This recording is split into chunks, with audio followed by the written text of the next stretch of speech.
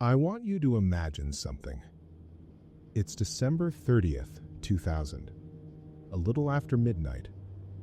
You're sitting alone in someone's living room. The television is off.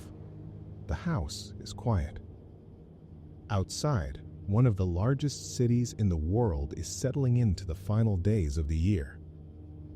You stand up. You walk into the kitchen. You open the freezer. Inside, you find ice cream. You take it out. You sit back down in the living room and eat it slowly, calmly, comfortably, like you belong there. Now, here's the part I need you to understand. This isn't a hypothetical scenario. It's not a scene from a movie. It's not something investigators think might have happened. It's something they know happened. Because forensic evidence tells us that on the night of December 30th, 2000, someone sat inside a family's home in Tokyo and ate their ice cream after the family was gone. And that's only the beginning. The person responsible left behind DNA. They left behind clothing. They left behind the weapon. They left behind a digital trail on the family's own computer, and instead of leaving the house, they stayed. For 11 hours. 11 hours in one of the most densely populated cities on Earth. 11 hours moving through someone else's home as though it belonged to them. Using the kitchen, sitting in the living room, browsing the internet, making themselves comfortable. Then, sometime the next morning, they walked out into Tokyo and disappeared. They have never been identified. They have never been arrested.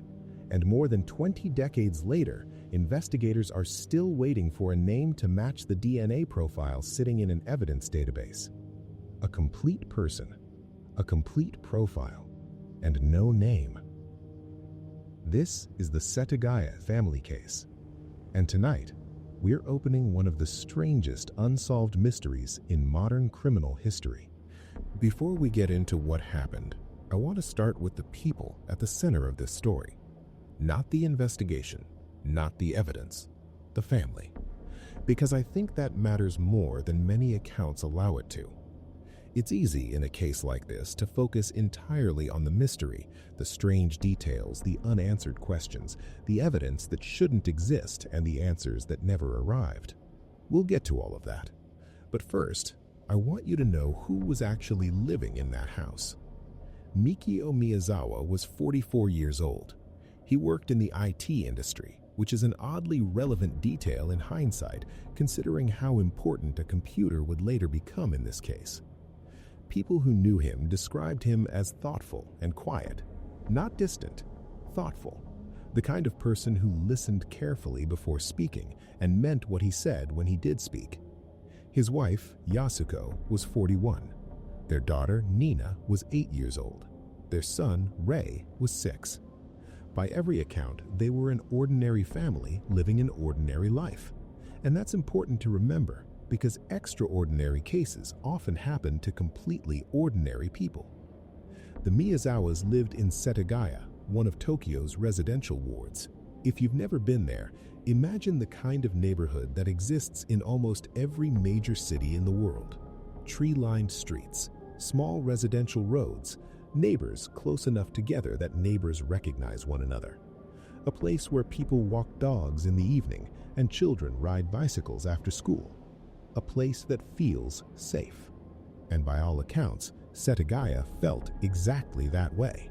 Safe. It was December 30th, 2000, just 2 days before the New Year.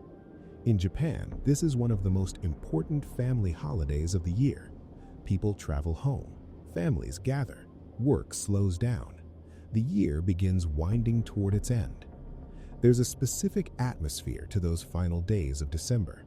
A feeling that the year is almost over and everyone is preparing for a fresh start. That night, the Miyazawa family was home together. A father, a mother, a daughter, a son. Nothing about that evening appeared unusual. Nothing suggested that investigators would still be discussing that house more than 20 decades later. But there is something else about this case that I keep coming back to. The location. Not because it was isolated, because it wasn't. This wasn't a remote farmhouse hidden from the world. This wasn't a cabin in the woods. This was Tokyo, one of the largest and most densely populated cities on Earth. Millions of people, thousands of lights, neighbors on every side, people living only a few feet away. And despite all of that, someone remained inside that house for 11 hours, not hiding, not waiting for darkness to pass, not searching for an escape route. They stayed the way people stay in their own homes, moving from room to room, using the kitchen, sitting in the living room, existing comfortably inside a space that did not belong to them. The discovery came the following morning on December 31st. A relative arrived for a visit and quickly realized something was wrong. Authorities were contacted. The investigation began almost immediately. And from the very beginning, investigators understood they were looking at something unusual. The evidence inside that house told a story that became stranger the more they examined it, because the evidence suggested that whoever entered that home had not rushed to leave afterwards. Quite the opposite. They had settled in, and for the next 11 hours, they behaved less like an intruder and more like someone spending an evening at home. Forensic reconstruction is a very specific kind of storytelling. It starts with evidence and works backward. Investigators take physical traces, biological samples, digital records, and object placement, then use those pieces to reconstruct what must have happened. Not what they think happened, what the evidence allows them to say happened. In the Setagaya case, that reconstruction produced one of the strangest timelines I've ever encountered. Not because of what happened to the family, because of what happened afterward. The investigators who processed the house in early January of 2001 were experienced and thorough. They were working with the resources of the Tokyo Metropolitan Police, one of the most sophisticated investigative organizations in the world. And the amount of evidence left behind was extraordinary. Piece by piece, investigators were able to reconstruct much of what happened during the 11 hours after the attack. The evidence suggests the person responsible was injured, not seriously, but enough to require attention. At some point after the attack, they went into the kitchen and used the family's first aid supplies to treat the injury. Think about that for a moment. A person standing in someone else's kitchen, calmly treating a wound with someone else's medical supplies. Not rushing, not panicking, not trying to escape, just solving a practical problem before moving on with the rest of their night. Then they went into the living room. The Miyazawas owned a computer. This was December of 2000, when home internet connections were slower, louder, and far less common than they are today. The computer was turned on. An internet connection was established, and someone began browsing. Investigators later recovered browsing records from that session. The full details have never been publicly released, but authorities confirmed that specific sites were visited during the night. The browsing appeared deliberate, focused, purposeful, not the behavior of someone randomly clicking through pages. Whoever was sitting at that computer seemed to know exactly what they wanted to look at. The evidence also showed that documents inside the house had been examined, not destroyed, not scattered around the room, examined. Family papers, personal records, the ordinary paperwork that accumulates over years of daily life. Investigators concluded that someone had spent time looking through those materials with quiet attention. And then, there is the detail that has stayed with me longer than anything else in this case. The freezer. At some point during those 11 hours, the person opened the Miyazawa family's freezer and took out ice cream. Investigators know this happened. They know it from the physical evidence left behind and from the reconstruction of events inside the house. Somewhere in the middle of that night, while the rest of Tokyo slept, someone sat in that living room and ate ice cream taken from the family's freezer. The more I think about that detail, the harder it becomes to explain, because it doesn't feel impulsive. It doesn't feel accidental. It feels comfortable. And comfort is what makes it disturbing. The image that stays with me is not someone hiding, it's someone relaxing, someone spending time, someone acting as though they belonged there. I've spent a long time trying to find a way to make those 11 hours make sense. The closest explanation I found is this. Maybe those 11 hours weren't an aftermath at all. Maybe from the perspective of the person living them, they were the beginning of finally being where they wanted to be. The ice cream wasn't unusual behavior to them. It was ordinary behavior, the kind of thing people do when they feel at home. Eventually, morning arrived. The city began waking up, and the person left. They walked out of the house before the neighborhood was fully active, before the relative arrived, before investigators were called. They stepped out into Tokyo on the morning of December 31st, 2000, a city of millions, a city crowded enough to swallow almost anyone, and they disappeared. But they left something behind. In fact, they left almost everything behind. And that is where this case becomes even stranger. Here's the part of the story that continues to frustrate investigators more than 2 decades later. Most unsolved cases suffer from a lack of evidence. Witnesses don't see enough. Physical traces are limited. DNA isn't available. Records are incomplete. The Setagaya case has the opposite problem. Investigators were given an extraordinary amount of evidence, and somehow it still wasn't enough. Within the first few days of the investigation, authorities obtained a complete DNA profile. Not a partial sample, not a degraded fragment, a full genetic profile. The kind of evidence that solves countless cases around the world every year.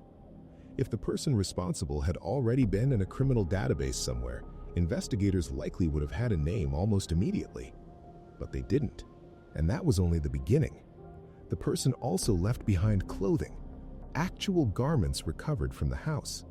Investigators examined everything they could: the fabric, the construction, the manufacturing details, every small clue that might reveal where the clothing came from and who might have owned it. The analysis produced interesting leads. Several characteristics suggested the clothing was not typical of products commonly sold in Japan at the time. Some indicators pointed towards foreign origins, particularly the United States. Others suggested different possibilities. But none of those leads produced a name. The mystery remained exactly where it started. Then there was the weapon. Investigators recovered it.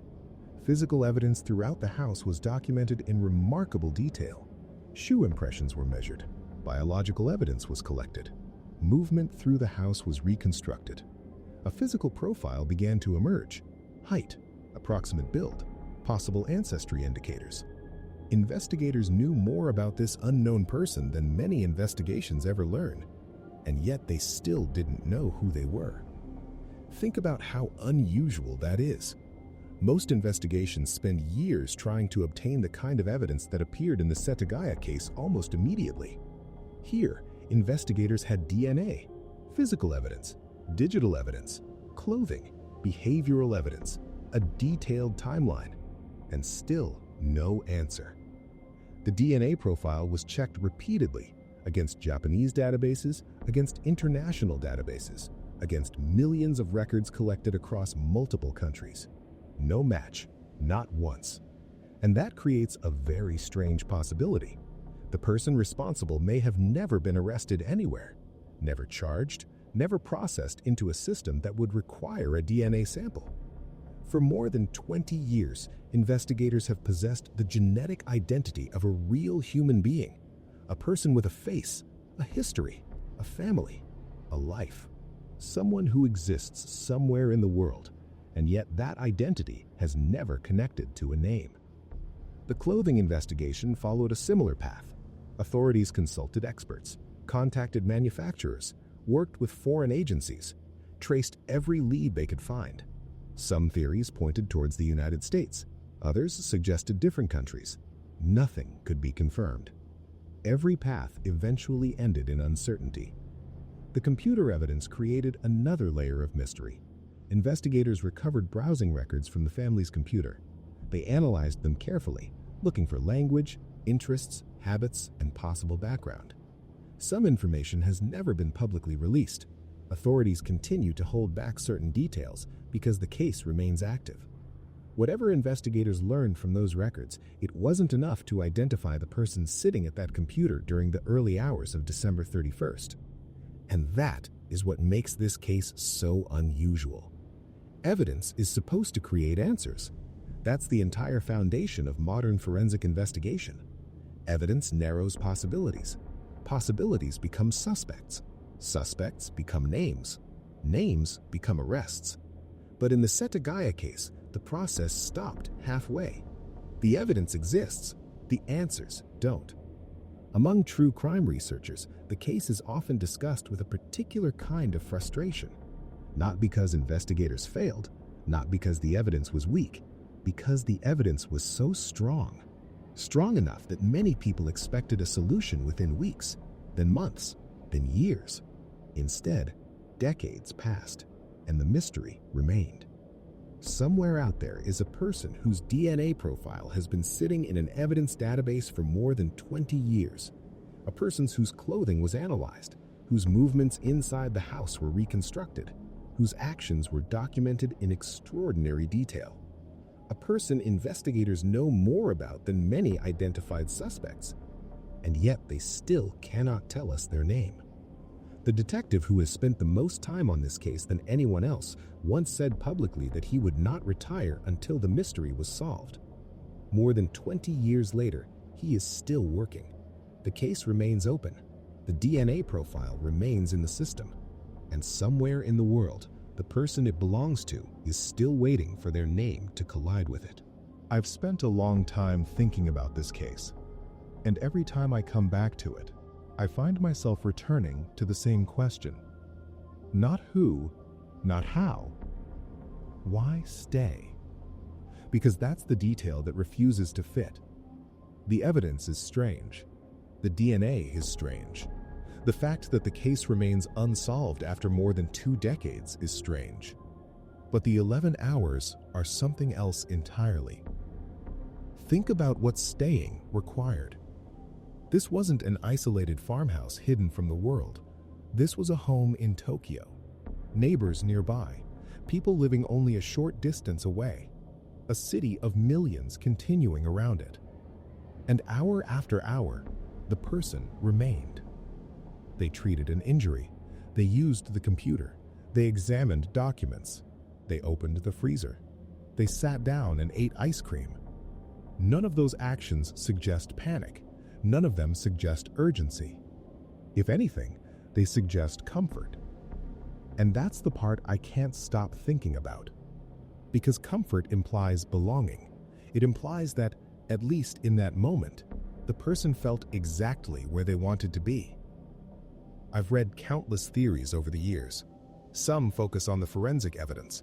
Some focus on possible suspects. Some focus on geography, ancestry, or motive. All of those discussions are important, but none of them fully explain the 11 hours. The closest explanation I've found is also the most unsettling. What if those hours weren't an aftermath? What if they were the point? What if the person wasn't lingering after the event? What if they were finally experiencing the thing they had wanted all along? A home. Not their home, someone else's, but a place they had imagined occupying long before they ever entered it. I know that's speculative. This case demands caution, but it explains something that few other theories explain. The comfort, the calm, the decision to remain. The longer I study this case, the more it reminds me of another mystery we've covered on this channel, Hinterkaifeck. A different country, a different century, a completely different investigation, and yet the same strange idea appears in both cases. Not the violence, the domesticity, the ordinary routines, the way someone moved through another person's home with the ease of ownership, opening a freezer, using a first aid kit, sitting in a living room, interacting with the space as though it already belonged to them. Two different cases separated by almost 80 years, and yet both contain people who seemed attached to a home in ways investigators never fully understood. People who acted less like intruders and more like residents. That thought stays with me, because if it's true, then the most disturbing part of the Setagaya case isn't what happened that night. It's what happened afterward, the 11 hours, the quiet certainty of someone who believed they belonged there. And that leads to another uncomfortable thought. The person responsible didn't disappear into fiction. They disappeared into real life. Somewhere in the world, there is a person connected to that DNA profile. A person who wakes up in the morning, makes coffee, runs errands, talks to people, lives an ordinary life. Someone who has done exactly that for more than 2 decades, while investigators continue waiting for a name. The detective who has spent much of his career pursuing this case is still working. The DNA profile is still in the database. The evidence still exists. The questions still exist. And somewhere, so does the person investigators have been searching for since December of 2000.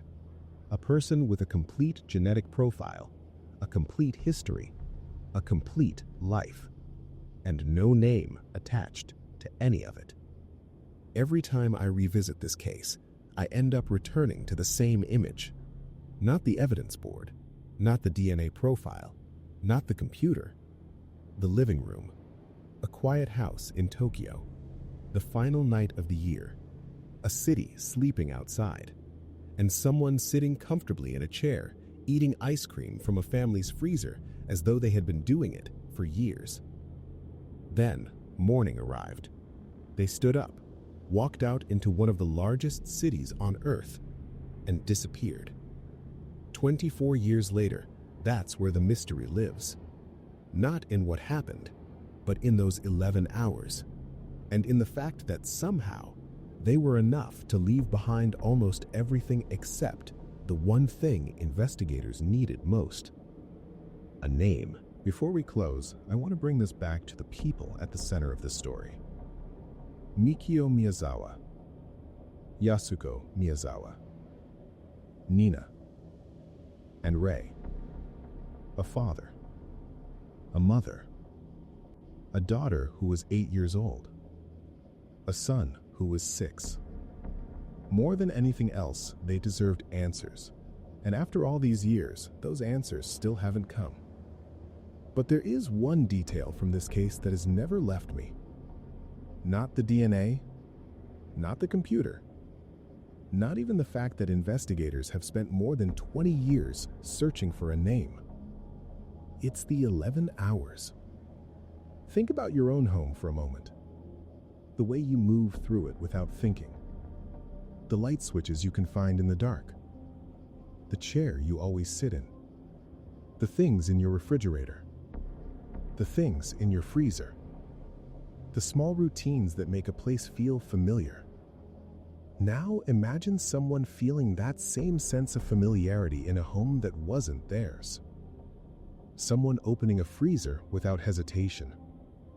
Someone sitting comfortably in a living room.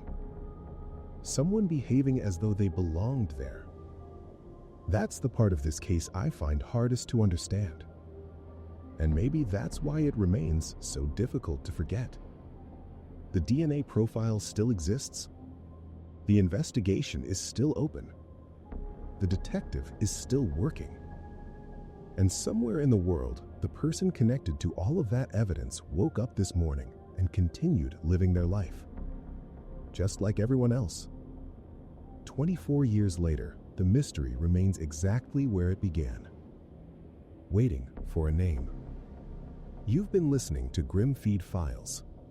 If you enjoy deep dives into unsolved mysteries, forgotten cases, and investigations that continue long after the headlines disappear, consider subscribing. There are always more files waiting to be opened.